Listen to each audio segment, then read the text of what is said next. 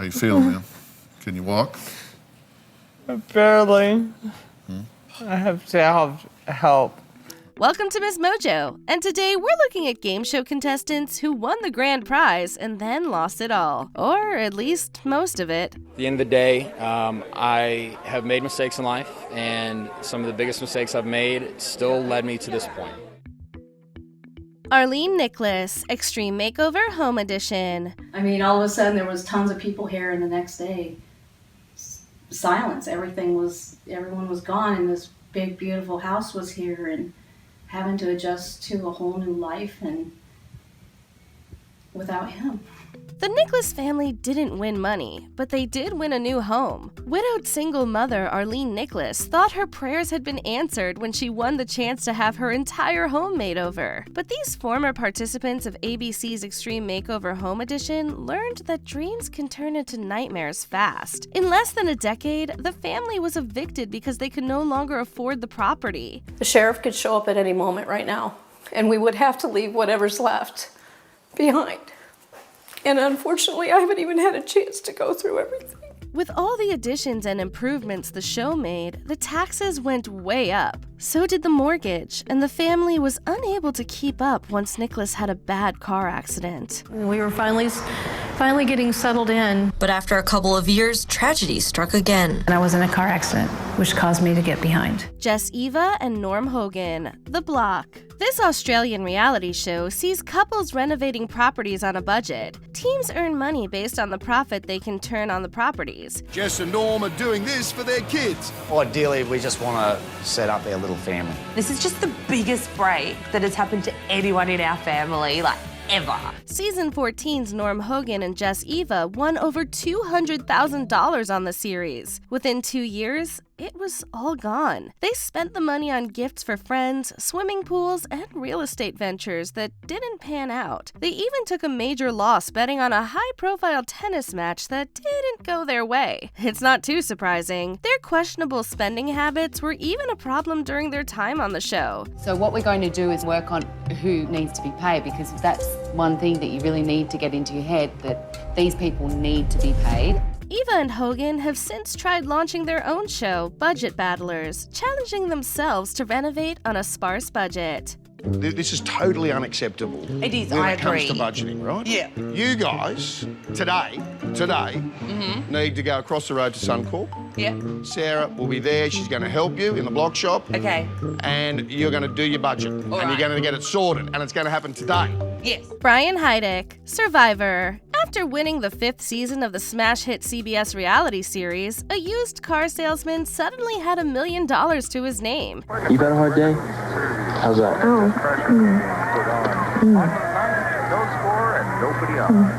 The only thing as good as your crispy crunch is someone else's.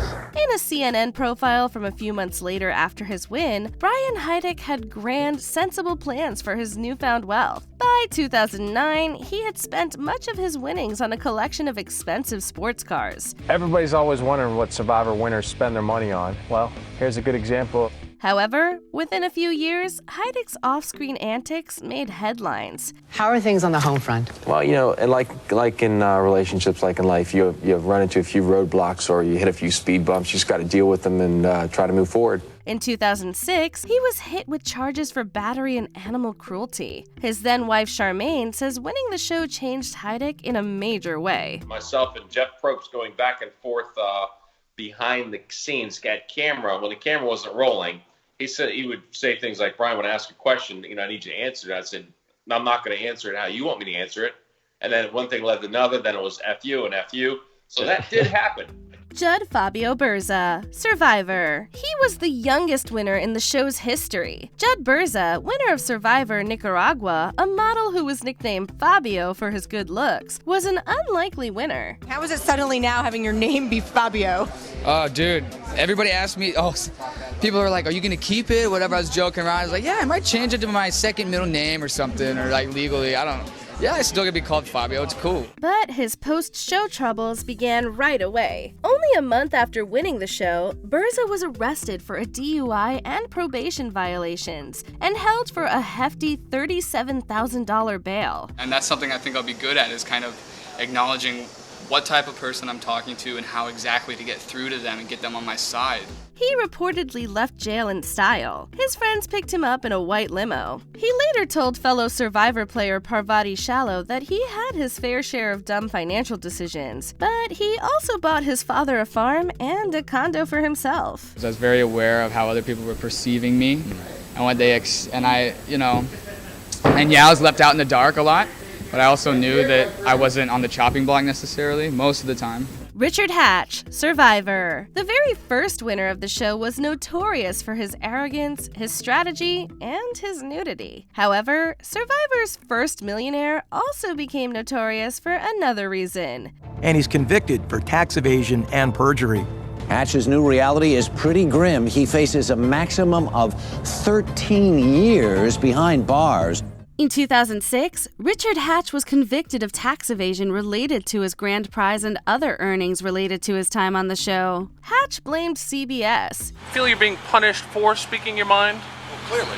He has even maintained that payment of taxes was actually hush money for his keeping quiet about producer interference on the show. He served over 4 years in prison. I never attempted to evade taxes, which is what I was convicted of, and I've never not paid or not filed any tax returns my entire life.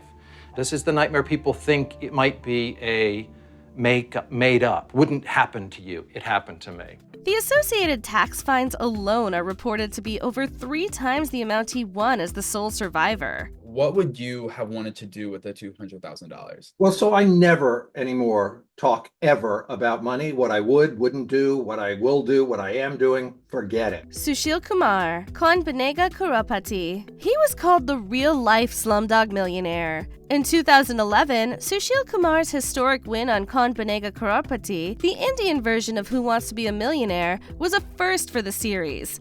This is the riveting rags to riches story of Sushil Kumar, an IT worker on a salary of just £75 a month, who won the top prize on the Indian version of Who Wants to Be a Millionaire. No one had ever won its top prize in over 10 years of airing, but Kumar's fortunes were short-lived. After paying off some debts, buying a plot of land for a huge house, and batting away requests from viewers to send them some of his winnings, Kumar was miserable. His marriage ended, he developed a substance use disorder, and he was broke. Although his life has gotten better since, his winnings were quickly depleted. The lifelines must only be used at a time when you genuinely run out of options. Jackson Mitchie, Big Brother. In 2019, after winning the controversial 21st season of the reality franchise, this winner had $500,000 to show for it. Has it hit you yet? Have you processed that you are the winner of Big Brother It 21? hasn't, and clearly my reaction on stage shows that it hasn't. There's a lot of mixed emotions, and the slime from day one on my move-in shirt shows that it hasn't hit me. But you know, it's what I came here to do. I had a job to do, and I saw it through to the end, and I walked out with the confetti I always wanted.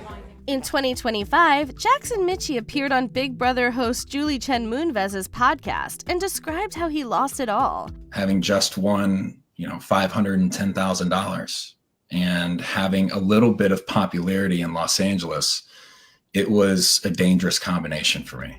His hard time began way before the show and included substance use disorder, but winning the grand prize only exacerbated these pre-existing issues. You forget you're on camera really quick. You really do. Like it takes maybe an hour, Yeah. But my mindset was like, I'm never going to work again. I'm just going to, make these disgusting paychecks off of Instagram deals for the rest of my life. 2 years later, he had moved back in with his parents, was unemployed, and had spent the entire $500,000. He has since turned his life around, but the sudden wealth was certainly a learning experience. And I would just spend hours and hours just praying and repenting and crying and healing, isolated from the things of the world. So those mountains were a healing place for me to come to know the Lord. Todd Herszog, Survivor. 6 years after this flight attendant from Utah secured his million, he was on the stage of Dr. Phil. I'm sorry, I'm crying because I just can't believe this is happening. Todd Todd Herszog had indulged in a pretty high-risk lifestyle after winning Survivor China. His family joined Phil McGraw on his program to stage an intervention, saying Herszog had blown through his entire earnings and was on a collision course with complete ruin. You don't have a whole lot going, right? No. I mean, you don't have a career that you're pursuing. You don't have... I don't have anything except for a condo that I own. That's working that I would like to sell. For you. To be honest with you. Despite his multiple appearances on McGraw's program, Herszog has come out against Dr. Phil, alleging the producers enabled him to drink on the set to make his entrance more dramatic. Since then, Herszog has maintained his sobriety and still connects with the Survivor community. So as hard as it was to say no to the booze, I was like, I want the other stuff more. And that's what really drove me into getting sober.